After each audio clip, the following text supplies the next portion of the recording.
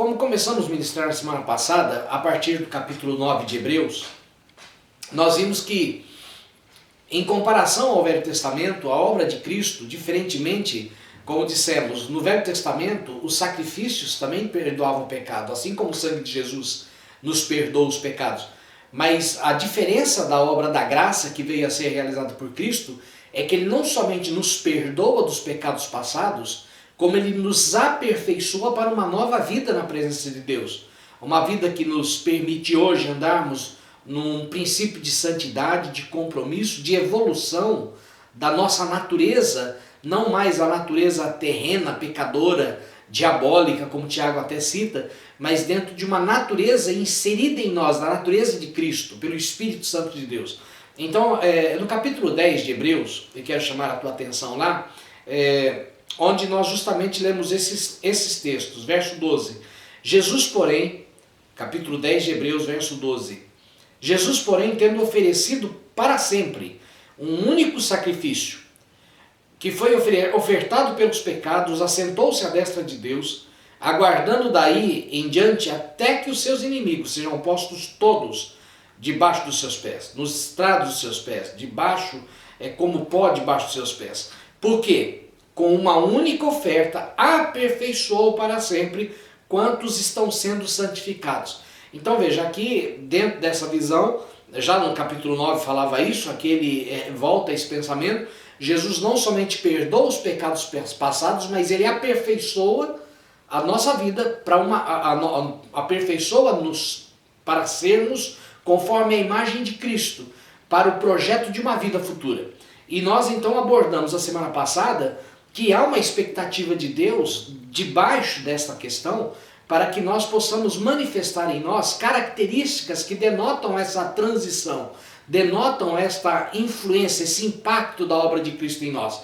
Quando começa no verso 19, nós só vamos reler para podermos entrar naquilo que é o assunto de hoje, mas ele diz assim no verso 19: tendo, pois, intrepidez para entrar no santo dos santos, pelo sangue de Jesus. Então ele começa dizendo que esta vida de santificação que nos foi conquistada por Cristo envolve o quê? Uma aproximação da nossa parte, para entrarmos na intimidade de Deus, para entrarmos onde Deus está, como ele diz, pelo véu, isto é, pela sua carne, tendo grande sacerdote sobre a casa de Deus, verso 21. E no verso 22 diz: aproximemo-nos com sincero coração, na plena certeza de fé, tendo os corações purificados da má consciência e lavado o corpo com água pura. Então ele diz aqui primeiro que nós devemos o quê? Entrar no Santo dos Santos, entrar na presença de Deus, entrar na intimidade de Deus. Jesus nos propiciou essa possibilidade. Antes estávamos separados, antes estávamos distantes por causa dos nossos pecados, por causa da nossa natureza, mas agora fomos salvos, agora fomos redimidos, agora fomos perdoados. Então, por este novo vivo caminho que nos foi aberto por meio da carne de Jesus, que foi rasgada na cruz do Calvário, nós temos que ter o quê? Ousadia, intrepidez, coragem de entrar na presença de Deus por este caminho. E fazendo isso, nós devemos o quê? Nos aproximarmos com um sincero coração, em plena certeza de fé, tendo os corações purificados. Ou seja, se eu quero me aproximar de Deus, eu tenho que purificar meu coração. Se eu quero entrar no Santo dos Santos, e entenda, isto é uma obra que, embora o Espírito Santo gere em nós o fruto do Espírito Santo, que está lá em Gálatas capítulo 6, que são frutos de santidade, que são frutos que denotam o caráter de Cristo em nós, a questão de aproximar-nos não é o Espírito Santo que nos aproxima, somos nós que temos que buscar essa proximidade. Parte de nós, existe uma evolução, existe uma vontade, existe um querer. O perdão de pecado é algo que alcançamos porque nós pedimos, nós queremos o perdão dos pecados, nós nos arrependemos, queremos o perdão dos pecados. Da mesma forma, a santificação também será o feito por meio de uma cooperação entre a ação do Espírito Santo e a nossa vontade. Ele não vai nos santificar aleatório ou independente da nossa vontade, mas o quê? Nós devemos nos aproximar dele, nós devemos purificar os nossos corações. Verso 23, nós devemos guardar firme a confissão da esperança sem vacilar. Ou seja, nós que devemos guardar esta confissão. Nós que devemos mantê-la firme, nós que devemos manter essa chama acesa, a obrigação é nossa. E ele continua dizendo, consideremos-nos também uns aos outros, para nos estimularmos ao amor e boas obras. Outro fator que nos leva dentro dessa transformação é que anteriormente, nas obras da carne, nós vivíamos uma vida voltada para o nosso egoísmo, para as nossas emoções, para os nossos prazeres, para os nossos sentimentos, para o nosso bem-estar, e na maioria das vezes desconsiderando as outras pessoas. Então ele começa a dizer, se queremos nos aproximar de Deus, se queremos buscar essa intimidade com Deus, ela também nos leva. Gosto de uma música do Paulo Brito, que ele falava assim, que ele falava, Pedro e João subiam para o templo para orar e para buscar a Deus. Mas quem procura Deus no caminho encontra seu irmão. É impossível nós buscarmos a presença de Deus, o caminho de Deus, se nós não estivermos inteirados no nosso coração. Que nesse processo de nos aproximarmos de Deus, nós nos aproximamos de pessoas que fazem parte da nossa comunidade, fazem parte da comunhão da nossa vida cristã, nossa família, nossos irmãos na igreja, principalmente aqueles que defendem e trabalham a mesma fé. Ele diz aqui, consideremos-nos também uns aos outros para estimular-nos em amor às boas obras. Ou seja, eu pratico boas obras e eu estimulo os outros a praticarem boas obras, que denota o quê? Esta regeneração, essa transformação, como diz o texto, esse aperfeiçoamento, está no verso 14 do capítulo 10, aperfeiçoamento que Cristo quer gerar em nós. Por isso que João ele diz, olha, quem diz que ama a Deus e odeia seu irmão, está mentindo, é mentiroso. É impossível amarmos a Deus se não amarmos nosso irmão. Ah, mas o meu irmão não tem defeito. Sim, é justamente onde entra o conceito do amor. Eu me lembro daqueles dizeres antigamente de uma certa coleçãozinha de figuras fofas que falavam assim, amar e aí ele vai dando várias definições. E basicamente amar é relevar os defeitos de quem você ama. É relevar as falhas de quem você ama.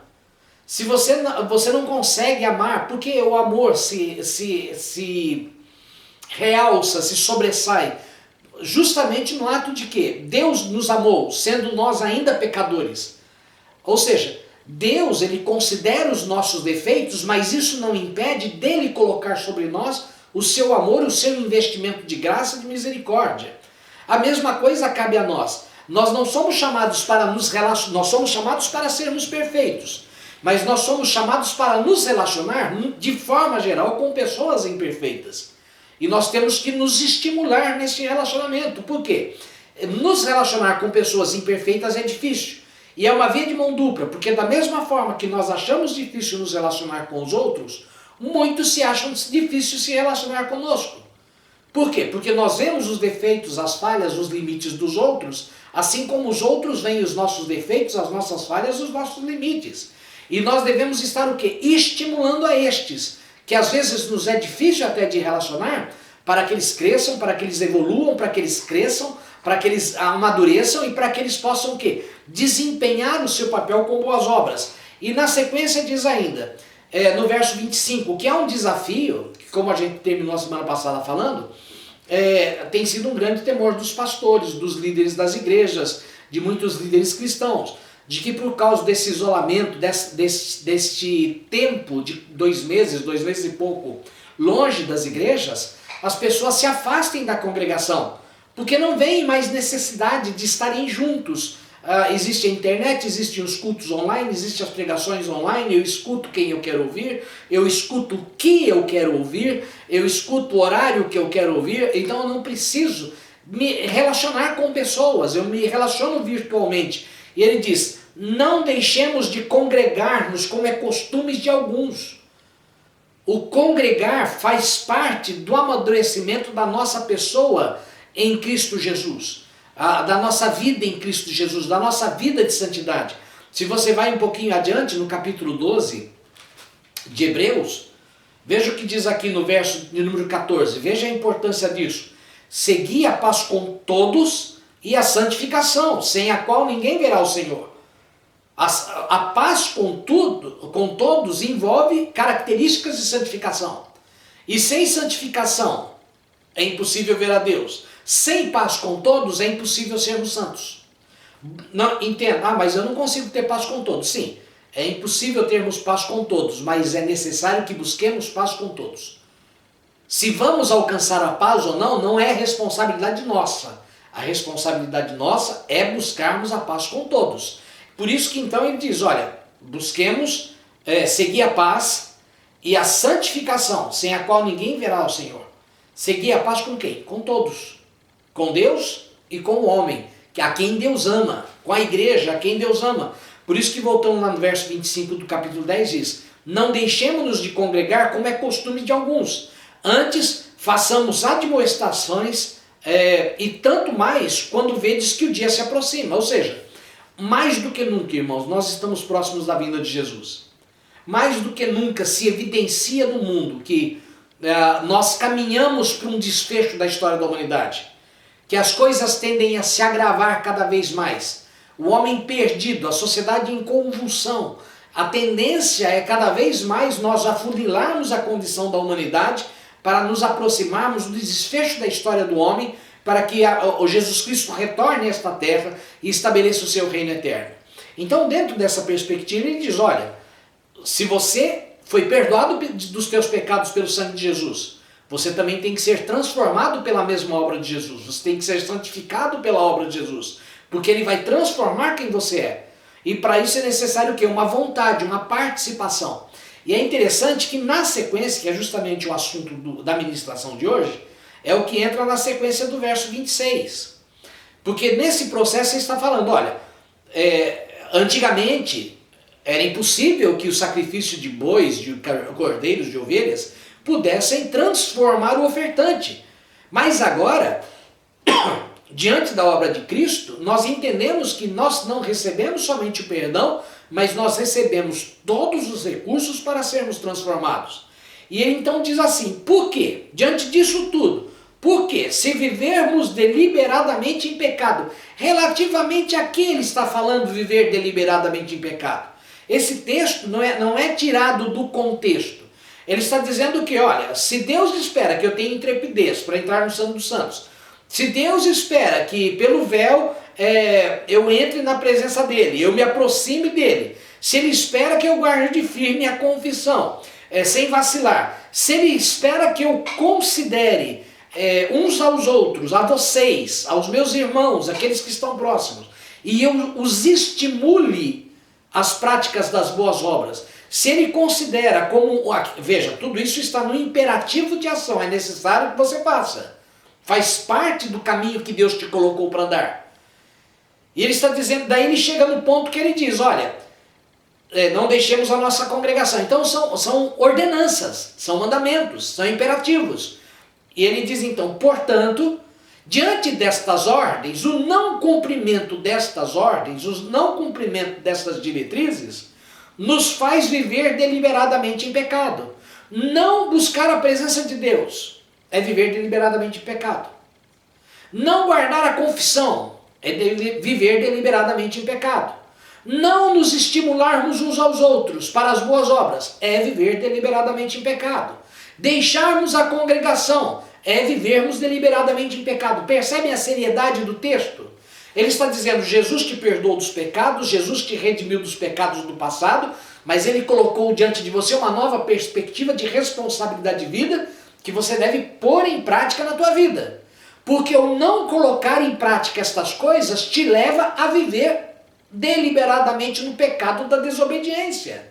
Você está desobedecendo a Deus, por isso que é importante, principalmente nesse domingo, agora que se aproxima a ceia até domingo, que o Paulo dizia, analise-se o homem a si mesmo, e depois coma do pão e beba do cálice. Porque justamente isso, cabe a mim analisar a minha, você analisar a sua própria vida. No sentido, se atendemos essas expectativas. Porque se nós não estamos obedecendo essas diretrizes, nós estamos vivendo deliberadamente em pecado. Depois de termos recebido pleno conhecimento da verdade. Esta é a verdade. O povo judeu vivia na repetição dos seus rituais, porque eles não tinham conhecimento pleno da verdade. Eles tinham um conhecimento parcial da verdade. Quem viveu na velha aliança vivia num conhecimento parcial da verdade. Mas ele diz, agora nós, na graça, debaixo da obra de Cristo, nós vivemos na revelação plena da verdade. Nós vivemos numa revelação, na plenitude do que Deus tem para nós. E desconsiderarmos isto, desrespeitarmos isto, desobedecermos isto, ou não vivemos em função disto, nos coloca numa vida de rebeldia contra os princípios de Deus. Por isso que ele diz, porque se vivermos deliberadamente em pecado, depois de termos recebido pleno conhecimento da verdade, já não resta sacrifício pelos pecados. Como que dizendo assim, a obra que Jesus Cristo te perdoou de pecados, a obra que Jesus Cristo fez na tua vida, te regenerou, te transformou, verso 14, te aperfeiçoou. Se esta obra que perdoa o pecado e te aperfeiçoa, não foi capaz de mudar a intenção do teu coração para que você viva em obediência, não resta mais nada para Deus fazer na tua vida. Porque se o perdão dos pecados, que era impossível para você alcançar por você mesmo, foi dado gratuitamente por Deus, que a santificação, que sozinho você não conseguiria alcançar, a não ser pela intervenção da obra de Cristo e da obra do Espírito Santo na tua vida, você não tem conseguido buscar e alcançar esse projeto de Deus, esse propósito de Deus para a tua vida, não resta mais nada, porque a única forma de você alcançar a santidade é através da obra de Cristo, é através da obra do Espírito Santo, é através da tua cooperação com o Espírito Santo para que esta nova natureza seja gerada em você. E ele diz, se isso não está causando impacto, se isso não está trazendo mudança, se isso não está trazendo transformação na tua vida, não resta mais nada. Não resta mais o que ele diz, não resta mais sacrifício pelos pecados. Ou seja, se a obra que Cristo fez é ineficaz na tua vida para que você viva em santidade, consequentemente, não existe outro sacrifício. Porque é só esse sacrifício que Jesus vai fazer. Esse sacrifício, diz o texto, olha só, verso 12, Jesus, porém, tendo oferecido para sempre um único sacrifício pelos pecados, ou seja, Jesus não oferecerá outro sacrifício, Jesus não virá uma segunda vez para se sacrificar por nós. Se este sacrifício que foi realizado por Cristo não tem alcançado o objetivo dele nas nossas vidas, não resta outro sacrifício. E ele diz então que quem não foi, quem tem consciência disso, quem tem essa revelação, quem tem esse conhecimento e não vive de acordo com isso, está vivendo o quê? Deliberadamente em pecado. E já não resta sacrifício pelo pecado. Pelo contrário, o que resta para esta vida? Uma certa expectação horrível de juízo, porque ele se sente inadequado, ele se sente, nós nos sentimos inapropriados com a obra de Deus. Não resta a não ser uma certa expectação horrível de juízo e fogo, vingador, prestes a consumir os adversários. Olha que coisa terrível, o ponto que ele chega nessa declaração.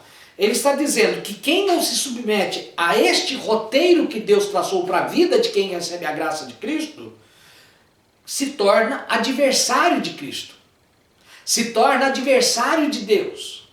Porque se nós não, Jesus disse, quem comigo não ajunta, espalha. Quem não é por mim, é contra mim. Então ele está falando aqui, quem não aceita esta plenitude da obra da graça sobre a sua vida, uma obra que perdoa os pecados e uma obra que transforma nossas consciências, nós estamos sendo, pela desobediência, transformados em adversários de Deus. Está escrito isso na tua Bíblia. Tanto que ele diz a sequência, sem misericórdia, morre pelo depoimento de 2 ou 3 testemunhas, quem tiver rejeitado a lei de Moisés. Percebe que ele está falando de rejeição? Ele está falando, olha, uma pessoa no Velho Testamento, quando rejeitava a lei de Moisés, ele era morto. Ele está falando, olha, ideia aqui, de quanto mais severo o castigo, julgai vós será considerado digno aquele que desprezou, ou calcou, pisou, de forma a desconsiderar, como se fosse assim, pisar numa coisa suja e limpar os pés, né? Calcou os pés o Filho de Deus e profanou o sangue da aliança. Porque se nós se nós não vivermos de acordo com as expectativas que Deus tem para nós Isso vale para mim, vale para você, para qualquer outra pessoa que está na graça. Diz, de quanto mais severo castigo julgai será considerado digno aquele que calcou, desprezou, calcou aos pés o filho do filho, o sangue, calcou aos pés o filho de Deus e profanou. Profanar é transformar em algo imundo, sem valor, desvalorizado. Por quê? Levando em conta o que Deus fez por nós, Deus espera que nós valorizemos esse sacrifício por meio do quê? Por meio das nossas boas obras, por meio da nossa santificação, por meio do nosso compromisso com Ele, por meio da transformação que a graça gera em nós. Ele diz, profanou o sangue da aliança, na qual foi santificado e ultrajou, ofendeu diretamente o Espírito da graça. Ele está falando, olha, se você não aceita o testemunho, esse testemunho da palavra de Deus, você está negando o testemunho do Espírito Santo. Digamos assim, quando eu nego, Jesus, o Espírito Santo fala para mim, revela a palavra, revela seus conceitos, revela seus valores, e eu não levo em conta isso, eu estou chamando o Espírito Santo de mentiroso. Porque se eu considero que algo é verdadeiro, eu ponho em prática em relação a essa verdade. Nesses dias de pandemia temos visto muito isso. As pessoas dizem, o que estão falando é mentira, o que estão falando é verdade, o que estão falando é mentira. Daí o pessoal põe máscara. Percebe que a maioria das pessoas estão usando máscara? Por que a maioria das pessoas estão usando máscaras? Algumas estão usando por obrigação, por imposição da lei, é proibido entrar em estabelecimento. Mas a maioria das pessoas estão usando máscaras porque disseram que a máscara pode te livrar do vírus. Livra 100% do vírus? Não, não livra. Pode aliviar o processo de contágio, mas não nos isenta.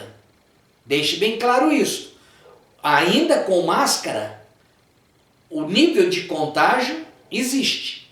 Agora veja que interessante. Usar máscara é saudável? É saudável. Estou no meio de uma coletividade, estou num grupo de pessoas, estou num lugar de acesso de muitas pessoas que podem intervir de muitas procedências. Então estou usando um recurso que me impede de ser contagiado, ou alivia, ou diminui a possibilidade de eu ser contagiado por esse vírus. Mas por que eu uso máscara? Porque eu acredito. Não é assim? Quando nós não consideramos, e veja só, nem sempre todas as notícias, todas as palavras, ou revelações, ou orientações, ou condições que são impostas pelas notícias, são verdadeiras. E nós muitas vezes nos deixamos influenciar por elas. Agora ele está falando aqui, se você não considera a palavra de Deus, a revelação da palavra de Deus, clara, definida, que está na Bíblia, como sendo inspirada por Espírito Santo, e levando em conta que o Espírito Santo quer que você obedeça e guarde esses mandamentos, você está chamando o Espírito Santo de mentiroso, chamando o Espírito Santo de fraudulento.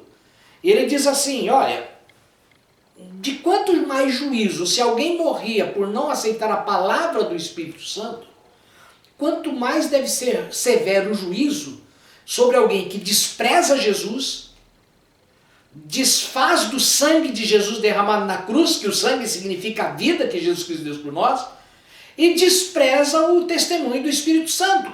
Quão severo deverá ser o castigo dessa pessoa? As consequências sobre essa vida. Tanto que na sequência diz, verso 30, ora, nós conhecemos aquele que disse, a mim pertence a vingança, eu retribuirei.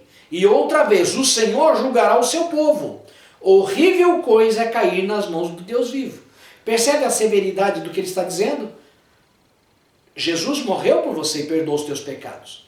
Jesus ofereceu um único sacrifício para o teu aperfeiçoamento. E é obrigação tua, assim como obrigação minha, nos deixarmos aperfeiçoar por Cristo. Porque o não nos deixarmos aperfeiçoar por Cristo, cumprindo o que Ele espera de nós, é vivermos deliberadamente em pecado. Fazendo o quê? Pisando aos pés do Filho de Jesus, o Filho de Deus, Jesus, profanando o sangue da aliança e ultrajando o Espírito da graça. E isso vai trazer consequências nas nossas vidas. Não tem como fugir disso. Ou hoje, ou no dia do juízo, ou no dia do julgamento, ou no dia do arrebatamento, ou no dia da nossa morte. Nós vamos prestar contas. Por isso, na sequência, vem a entrada da dimensão daquilo que se espera de nós nessa jornada. Por quê? Ele está falando em vários conceitos espirituais. Entrarmos na presença de Deus, aproximarmos dele, guardarmos firmes a confissão, considerarmos uns aos outros para o estímulo das boas obras e ainda não deixarmos de congregar. Então, daí ele vai trazer essa realidade para um âmbito mais prático, pessoal, digamos assim, dentro de uma visão de vida secular, como isto se reflete na nossa vida na sociedade, na nossa vida no mundo, não somente de uma questão lúdica, não somente de uma coisa metafísica, espiritual. E ele vai falando, lembrai-vos de quê? Lembrai-vos, porém, dos dias anteriores, que depois de iluminados, sustentaste grande luta. E ele começa a falar, ou seja, quando você, quem diz o verso 26, guardemos firmes a confissão. Confissão de fé, de confiança, de relacionamento, de aliança com Deus. Por quê? Olha o que ele diz. Nos dias, ele está falando para este povo, depois de iluminados, sustentaste grande luta e sofrimento. A fé que eles creram não trouxe para eles alívio, trouxe tribulação, trouxe lutas, trouxe sofrimento. Essa carta está sendo escrita para os hebreus que estavam em fuga, que estavam saindo de Israel, que haviam sido espalhados pela diáspora da primeira perseguição da igreja. Quando Tiago é morto lá em Jerusalém, Pedro é preso, Tiago é morto, o apóstolo Tiago é morto. Então, o que acontece?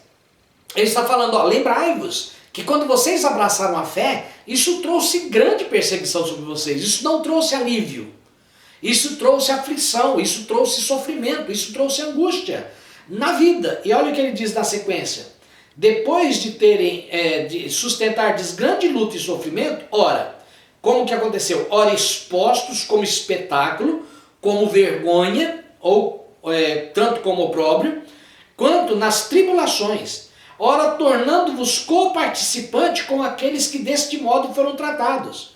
Ou seja, vocês entraram em uma dimensão em que a fé vos levou a fazer o quê? A ter a necessidade de sustentar a sua fé, diante de perderem os seus bens, diante de perderem a sua liberdade, diante de perderem a sua saúde, diante de perderem suas vidas, diante de perderem a vida dos seus entes queridos, porque a igreja estava sendo perseguida, estava sendo posta na cadeia, estavam sendo martirizados. E fala, olha, vocês foram iluminados, e essa iluminação vos levou o quê? A assumir uma aliança com Deus, para que vocês possam estar na presença de Deus, estar buscando a Deus, estar guardando firme a confissão, no meio de todas essas aflições. E ele está elogiando nesse sentido, falando, olha, não se esqueçam, porque é uma jornada. Não é uma coisa de um dia, não é uma coisa de uma hora, não é uma sensação de um culto. Mas é um processo de vida ao qual Jesus nos leva, que Deus nos leva, que o Espírito Santo nos leva a um aperfeiçoamento de toda a vida, diante de toda e qualquer situação, porque nós temos as benesses dos céus, nós temos as bênçãos dos céus, nós temos os benefícios dos céus, mas enquanto neste mundo estamos sujeitos a aflições. Ele diz, ora, expostos como espetáculo, tanto de opróbrio, verso 33, quanto de tribulações, ora, tornando-vos coparticipante com aqueles que deste modo foram tratados, porque não somente vos compadecestes dos encarcerados. Percebe aqui o que eles estão falando? Olha, tudo aqui ele vai falar o quê? Vocês precisam guardar a fé. Está dizendo, vocês guardaram a fé quando vocês se converteram, porque vocês passaram por tribulação. Porque é necessário que no meio da tribulação nós guardemos a nossa confiança, nós nos aproximemos de Deus. É necessário que nós devemos considerar uns aos outros para estimularmos as boas obras. Ele diz, porque não somente vos compadeceste dos encarcerados, como aceitaste com alegria o espólio dos vossos bens. Ou seja, vocês não só aceitaram passar por essa tribulação, passar por essa circunstância por causa do nome de Cristo, por causa da circunstância que foi gerada pela perseguição contra a igreja, como vocês o que? Se compadeceram dos encarcerados, que eram os irmãos. se compadeceram, tentaram ajudá-los, tentaram fortalecê-los, tentaram, como diz o texto, estimulá-los. Consideremos também os outros para estimularmos, diz o verso número 34. Vocês cuidaram de tentar estimular os encarcerados para que mantessem firme a confissão. E ele vai dizendo ainda, aceitaram o espólio dos vossos bens. Vocês aceitaram perder tudo. Nessa jornada com Cristo, vocês entenderam que o principal bem que nós temos não são os bens materiais, nem as coisas que possuímos, nem as coisas que alcançamos nesta vida. Mas sim, olha o que diz o texto. Vocês aceitaram de boa vontade o espólio, a perda dos vossos bens, tendo ciência, consciência, conhecimento de possuirdes vós mesmos patrimônio superior e durável. Percebem que ele está dizendo, olha, quem anda com Cristo é perdoado pelos seus pecados, por Jesus Cristo, e é aperfeiçoado por Cristo, é inserido numa sociedade onde as adversidades, as provações, as tribulações, as perdas, os sofrimentos, as angústias virão. Isso não deve nos surpreender, isso não deve nos desestimular. Isso deve nos estimular a entendermos a jornada pela qual Deus nos levou. Por isso, nesses dias, temos visto muitas pessoas deprimidas, angustiadas por causa do isolamento, por causa do medo, pessoa com depressão por causa do vírus. Nós temos que acordar que neste período, é um período em que nós temos que nos levantar para mantermos firme a nossa confiança, nossa confissão e a nossa total dependência de Deus, pois estamos na sua presença. Confiantes que Ele é poderoso para nos guardar e nos permitir o traslado durante toda essa situação adversa. E na sequência ele diz ainda, não abandoneis, portanto, a vossa confiança. Ele, como que fazendo um paralelo com o verso 23, sobre guardar a vossa confissão. Ele diz, olha, não abandoneis, portanto, a vossa confiança. Porque diante desta visão de perdão de pecados e aperfeiçoamento, e o desafio que esta nova vida te leva, você não pode abandonar a vossa confiança. Que Deus nos conquistou. Deus nos conquistou não para este mundo, Deus nos conquistou não para esta vida. Deus nos conquistou não para essa existência. Deus nos conquistou para a eternidade ao seu lado. Deus não nos conquistou para a terra, Ele nos conquistou para o céu. Ele não conquistou para que tivéssemos uma cidadela construída por mãos humanas, mas tivéssemos uma nova Jerusalém edificada pelas mãos do próprio Deus.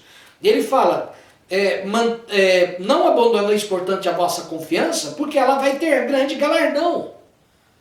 Sendo assim, está dizendo, nesta jornada, nós temos um desafio de sermos perdoados, de sermos aperfeiçoados, de cumprirmos o nosso papel, porque se não cumprirmos, nós estamos andando deliberadamente em pecado, pisando o Filho de Deus, ultrajando o Espírito Santo e profanando o sangue de Jesus. Por isso que ele chama a atenção aqui, olha, vocês têm que se lembrar de como tudo começou. Você tem que se lembrar de como você já viveu na presença de Deus e você não pode desanimar agora, você não pode parar agora, você não pode estacionar agora. Você tem que continuar nesta jornada. Com efeito, veja o que diz o verso de número 36. Tem de necessidade, aqui são outros valores que vão ser abordados. O primeiro, já falamos aqui no verso 35, que não abandoneis, portanto, a vossa confissão, a vossa confiança. Assim, paralelo com 23. Depois ele diz, não abandoneis, portanto, a vossa confiança. No verso 36 ele diz, com efeito, tendes necessidade de perseverança, para que, havendo feito a vontade de Deus.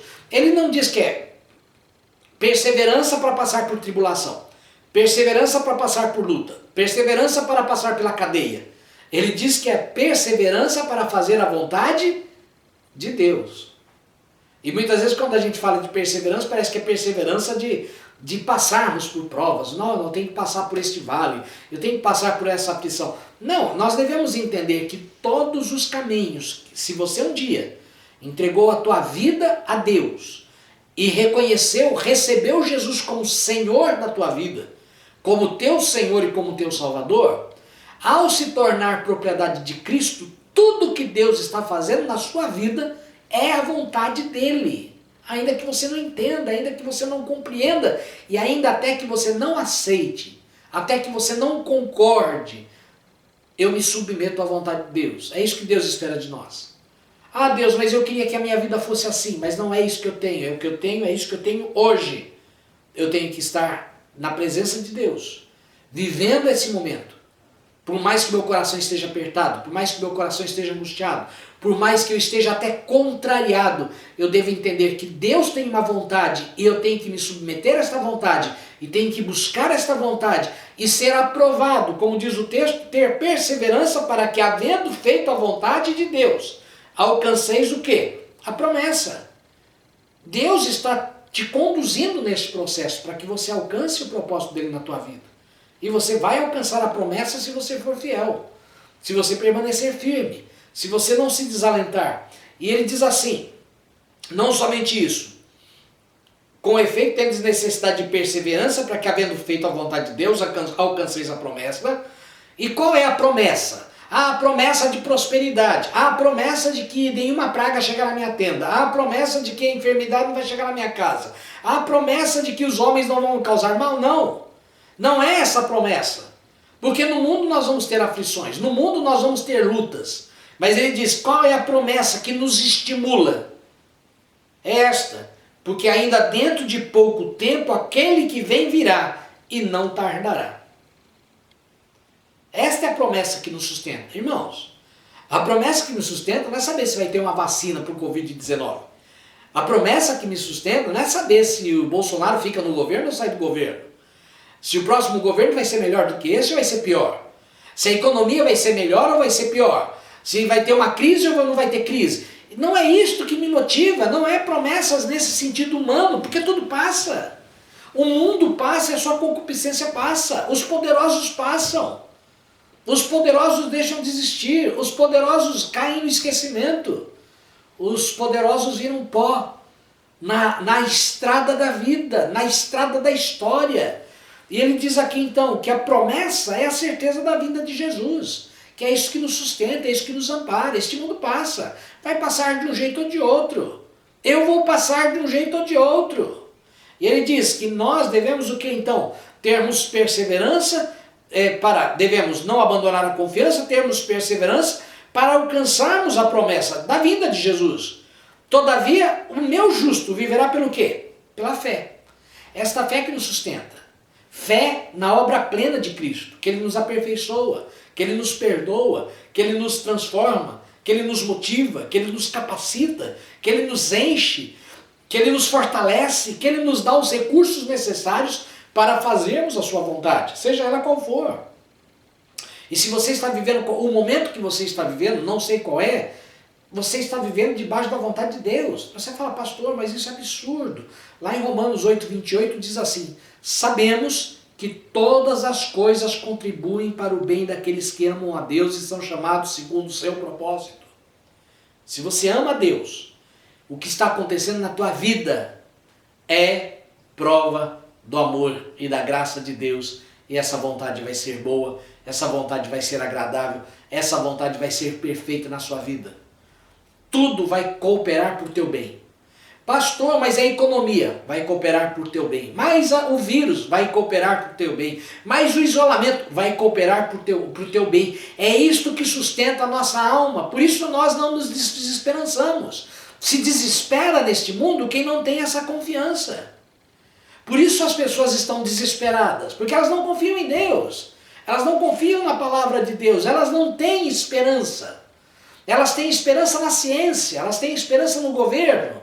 Elas têm esperança em soluções humanas para os seus problemas. E nós não somos assim, porque nós sabemos que os homens que possam até dar solução, darão soluções humanas. Mas nós servimos a um Deus que tem todo o poder e tem a administração do universo debaixo de suas mãos, e é esse Deus que está dirigindo a tua vida, que está cumprindo na tua vida a vontade dele, e certamente ele será engrandecido nesse processo, e você será cada dia mais aperfeiçoado pela graça de Deus que está em Cristo Jesus. Por isso que ele diz assim, o meu justo viverá pela fé. Que fé? Fé na obra de Deus, fé na graça de Deus, fé que Deus não vai deixar nada por fazer, Fé que Deus é competentemente, é inteligente, é capaz de fazer exatamente o que Ele prometeu fazer na tua vida. E que aquele que começou em vós a boa obra, como Paulo fala em Gálatas, se eu não me engano, aquele que começou a boa obra em vós há de aperfeiçoá-la até o dia de Cristo. Deus começou uma obra na tua vida, não esmoreça, não desista, não desanime, não entregue os pontos, não jogue a toalha. E ele continua dizendo, todavia o meu justo viverá pela fé. E veja que adendo ele coloca aqui no final do verso 38. E, 2 pontos, se retroceder, nele não se compraz a minha alma.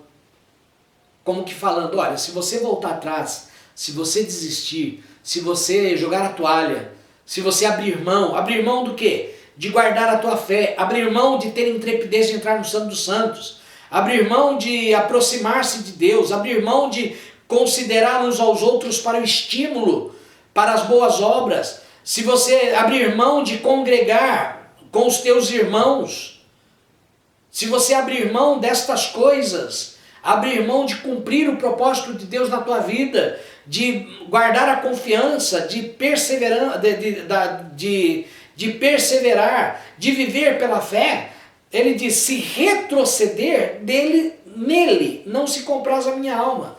É interessante isso, Deus está procurando encontrar alegrias no coração dele, vendo a tua vida. Procurar satisfação e prazer no coração dele, vendo a tua vida. Há um exemplo bem claro na Bíblia, quando há dois momentos que... acho que três momentos. Vocês podem me ajudar depois lembrando se há mais. Quando Deus fala a Satanás a respeito de Jó. Viste meu servo Jó, homem íntegro, temente a Deus, homem íntegro, fiel, temente a Deus, que se desvia do mal. Deus está exaltando, como que Deus falando? Você viu esse meu menino? Que alegria que eu tenho com Jó. Jó me alegra o coração, Jó me dá prazer para a minha alma.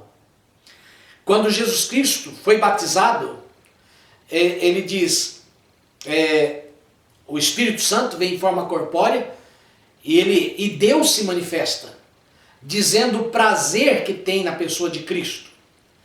Em outro momento, Estevão, quando fala de Davi, ele diz, encontrei Davi, homem segundo o meu coração. Deus tem prazer em homens que trazem, Deus tem prazer no comportamento, na aliança, na atitudes de homens que o honram em suas escolhas e em suas vidas.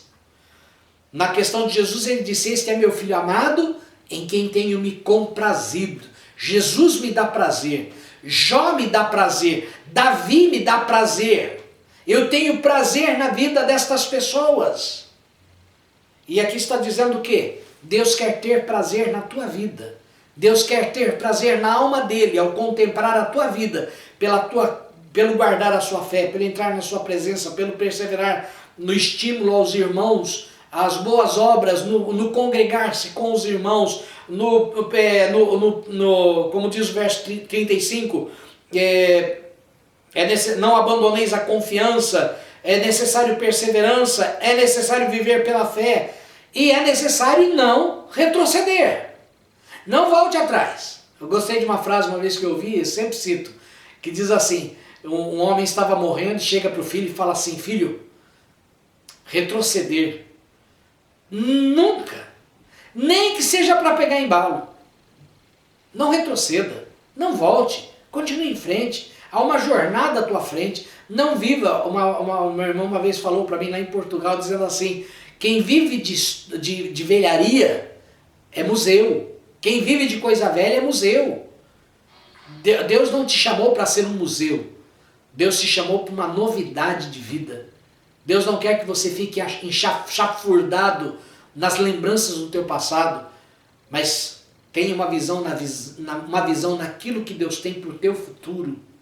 Por isso que então, dentro desta perspectiva, dessa transformação, ele termina essa sessão dizendo justamente isso. Nós, porém, o quê? Nós, eu e você, não somos dos que retrocedem para a perdição. Porque quem retrocede, olha que interessante, quem retrocede não retrocede ao início da sua vida, jornada cristã. agora eu tinha 10 anos de crente, agora eu retrocedi e fiquei com 1 ano de crente. Não é esse tipo de retrocesso. Ele diz que quem retrocede do ponto em que está, retrocede para perdição. Somos, entretanto, da fé, para a conservação da alma. E aqui é fantástico. Nós somos da fé. Nós somos aqueles que perseveram, que continuam lutando, que continuam na jornada, continuam buscando, continuam servindo, porque nós temos a confiança nesse Deus que não muda. Por isso que na sequência entra num dos capítulos talvez mais conhecidos do livro de Hebreus. De forma geral, as pessoas podem nunca ter lido Hebreus, mas a maioria das pessoas já tiveram contato com o capítulo 11 de Hebreus, que fala sobre o quê? Os heróis da fé. Fala sobre a natureza da fé, fala sobre a galeria dos heróis da fé. E é fantástica a descrição que eu vou abordar somente 2 versículos, porque a semana que vem eu quero abordar com vocês a galeria dos heróis da fé. O que significa viver por fé? Como isso repercute na nossa vida secular, na nossa vida familiar, na nossa vida prática, na nossa vida de atitudes que remontam a esta obra plena de Cristo em nós. E onde ele diz o verso primeiro o seguinte: ora, a fé é a certeza das coisas que se esperam e a convicção das coisas, de fatos que não se veem. Essa é a melhor definição da Bíblia sobre fé. O que é fé? Fé é a certeza das coisas que se esperam. Eu espero Jesus, eu creio. Eu espero o arrebatamento da igreja, espero estar no arrebatamento da igreja, eu creio. Eu espero uma nova Jerusalém, eu creio. Eu espero ruas de ouro e cristal, eu creio. Eu espero estar diante do trono de Deus para poder estar ali celebrando numa grande congregação um louvor dizendo ao que é digno, ao que está sentado no trono, louvando a Deus, adorando por toda a eternidade, compreendendo a Deus, vendo a grandeza de Deus, conhecendo os mistérios de Deus, os mistérios de Cristo. Eu quero, eu creio, eu confio. Esta é a certeza da minha vida. Eu não sei como vou terminar minha vida neste mundo, mas eu sei como vai continuar a minha vida na eternidade, porque eu tenho certeza nas coisas que eu espero e convicção naquilo que eu não vejo. E depois você pode vir um pouquinho adiante, quando você chega no verso número 6, diz: de fato, sem fé, voltando ao que estava lá no capítulo 11, de fato, sem fé é impossível agradar a Deus.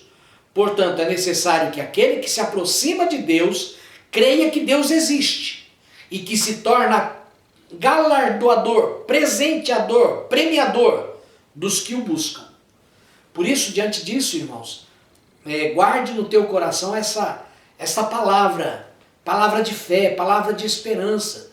Quando nós vivemos nessa fé, não viver nesta fé nos faz viver deliberadamente em pecado. E isso trará consequências, porque dura coisa, terrível coisa, cair nas mãos do Deus vivo. Mas o viver pela fé nos leva a uma vida de obediência, na expectativa do que Deus tem para nós. E quando nós assumimos essa vida, a certeza que temos é que Deus nos recompensará. Deus não nos recompensará pela nossa obra, no sentido de a minha recompensa é lastreada, é colocada no lastro, o sustento na obra de Cristo. Mas porque eu perseverei, a minha fé será recompensada.